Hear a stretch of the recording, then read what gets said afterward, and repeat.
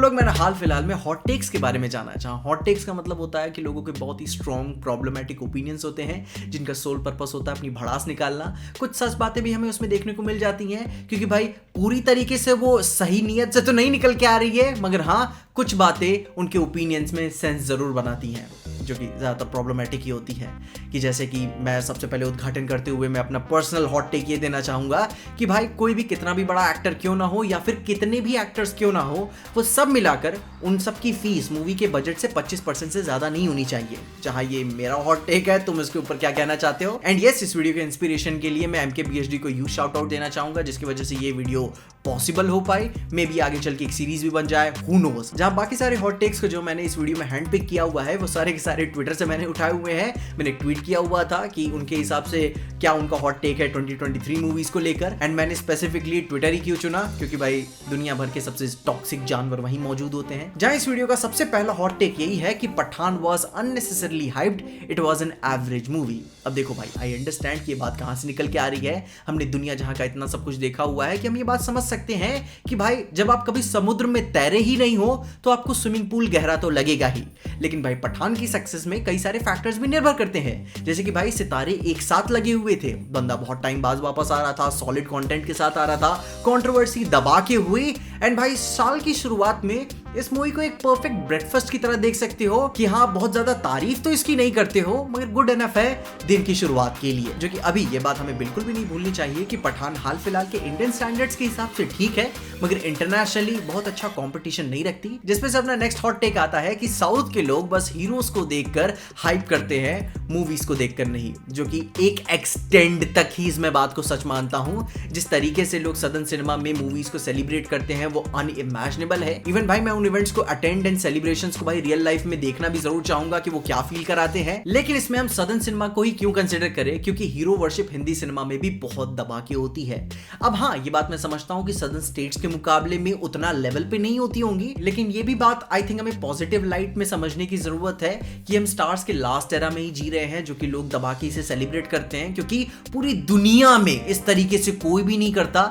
और I think इस बात को हमें एक इंडियन क्वालिटी की तरह काफी संजो के रखना चाहिए, क्योंकि भाई आगे चलकर जब हॉलीवुड अपनी कॉर्पोरेट भीड़ जुटाने लगेगा ना तो बहुत ही मंडीन हो जाता है। लोगों के अपनी एटीट्यूड होते हैं, वो हिंदी सिनेमा में काफी बार लोगों ने ट्राई करके देखा, मैंने कुछ अटेंड भी किए हैं और बिल्कुल भी अच्छा एक्सपीरियंस नहीं होता। ट्रस्ट मी, काफी एटीट्यूड में वहां लोग होते हैं, जिसके मुकाबले एक्चुअली में मैं सदर्न स्टेट्स के सेलिब्रेशंस में जरूर इन्वॉल्व होना चाहूंगा।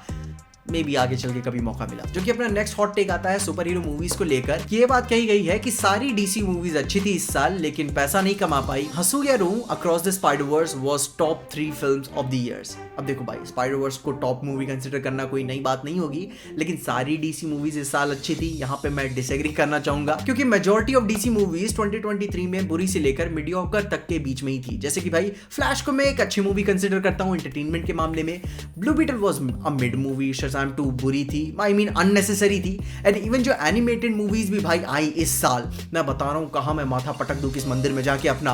भाई इतनी मस्त मूवीज वो बनाया करते थे अपने एल्स वर्ल्ड में, मगर इस बार क्या मिड फालतू की पिक्चरें बनाई उन्होंने। जिस पे से अपना नेक्स्ट हॉट टेक आता है कि there is no original content left in Hollywood, every new movie is either a sequel, remake, adaptation, real life incident और गेम बुक अडैप्टेशन।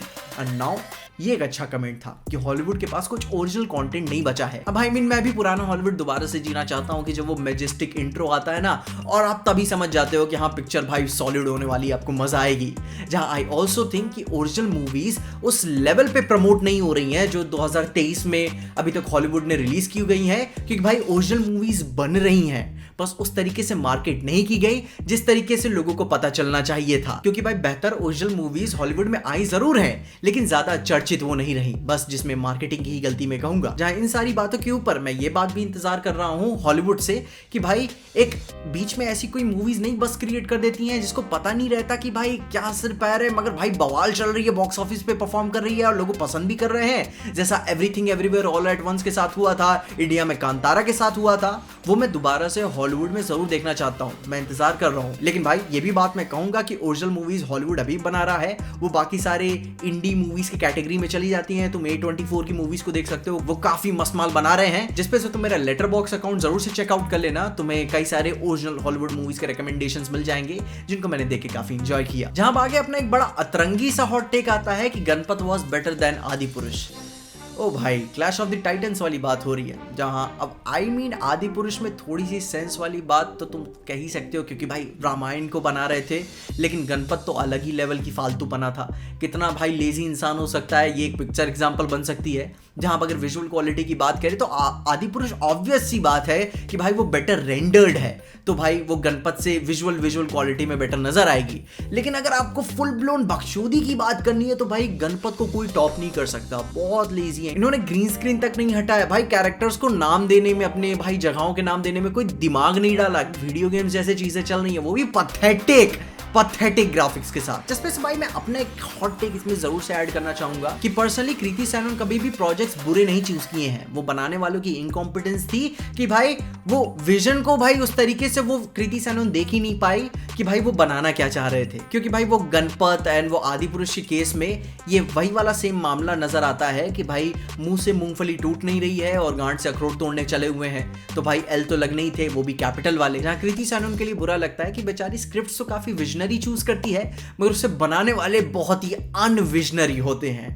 जिसपे से अपना नेक्स्ट हॉट टेक आता है कि you were too hot this year. अब यार ये कोई बताने वाली बात नहीं है, पापा नोज, एंड मैं तुम्हें अपने प्यार में इतनी जल्दी पागल नहीं करना चाहता। जहां अपना बहुत ही विचित्र हॉट टेक आता है जिसे मैं रीफ्रेश करके बताना चाहूंगा कि इन जनाब का कहना है कि भाई एनिमल मूवी एक अच्छी फिल्म थी, जिसे मैं पूरी तरीके से एग्री करता हूं, लेकिन उसकी मिसोजिनी एंड अब्यूज से कोई उसका लेना देना नहीं था। उनका ये कहना है, उनका ये बताना है कि मैस्कुलिनिटी की कैपेबिलिटीज को ये दर्शाती है, जहां पे यहाँ पे मैं बहुत ही स्ट्रांगली डिसएग्री करता हूं। क्योंकि यह बात मानना, एक्सेप्ट करना बहुत जरूरी है कि वांगा की फिल्मोग्राफी में अब तक अब्यूज और मिसोजिनी एक कांस्टेंट स्टाइल रहा है, स्पेशली कमजोरों औरतों के ऊपर, जिसे मैं देख के डिनाई नहीं कर सकता। बंदा उन चीजों को थीम की तरह नहीं बल्कि एक स्टाइल की तरह यूज करता है, शौक और कूल दिखाने के लिए। लेकिन मैं एनिमल मूवी के साथ और कैरेक्टर्स के साथ ये भी बात मैं जानता हूं, समझता हूं कि वो एक कैरेक्टर ड्रिवन मूवी है। आप एक कुत्ते से ये एक्सपेक्ट नहीं कर सकते कि वो कभी नहीं भौंकेगा।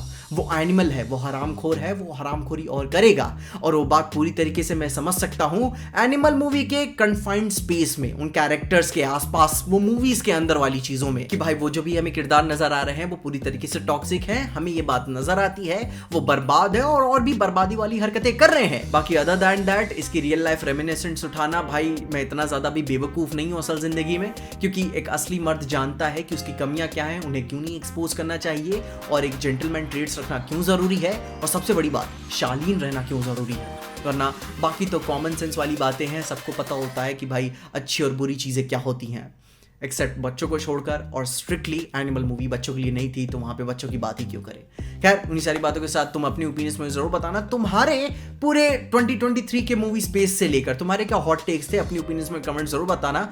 मे बी शायद नेक्स्ट वीडियो हम इसके ऊपर बना दें हॉट टेक्स वाली, तो अपनी ओपिनियंस में जरूर बताना। एंड यप, अगर आपको जानना है कि क्या मैं एक मॉन्स्टर हूँ एनिमल मूवी के ओपिनियंस के कॉन्टेक्स्ट को लेकर, तो आप मेरी वाली वीडियो जरूर चेकआउट कर लेना, तुम्हें इन्फॉर्मेशन मिल जाएगी क्या मैं एक राक्षस हूँ। बाकी अपनी ओपिनियंस में जरूर बताना, मगर तब तक के लिए देखते रहिए पीजे एक्सप्लेन।